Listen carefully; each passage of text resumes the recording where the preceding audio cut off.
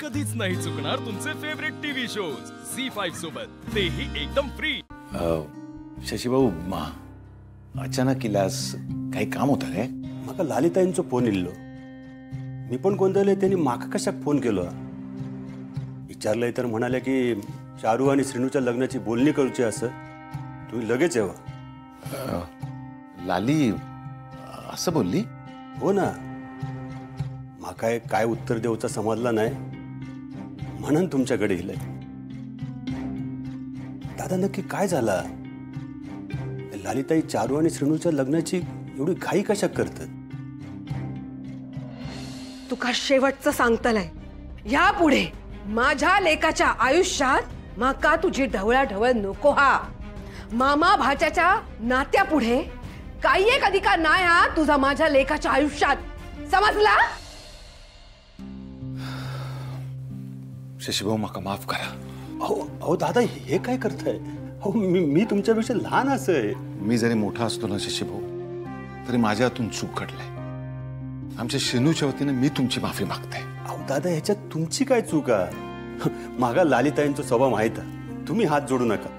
आणि श्रीनूच्या चुकीची शिक्षा तुम्ही कशा करून घेताय?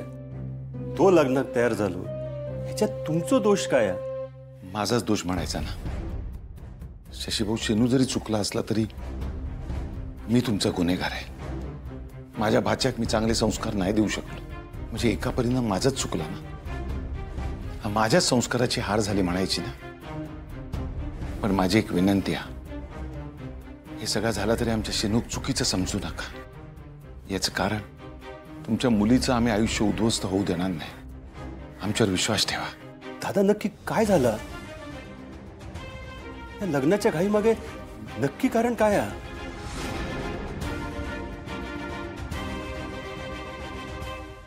त्या दोघांच्या म्हणजे श्रीनू आणि चारूच्या हातून लग्नाच्या आधी भावनेच्या भरात नकोता घडला।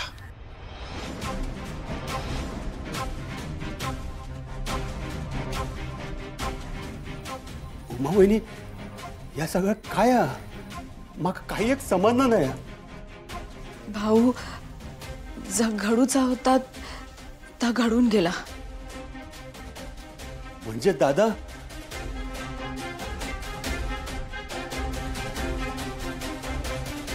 तेव्हा आता ह्योच दिवस दाखवूच रवलेलो काय रे?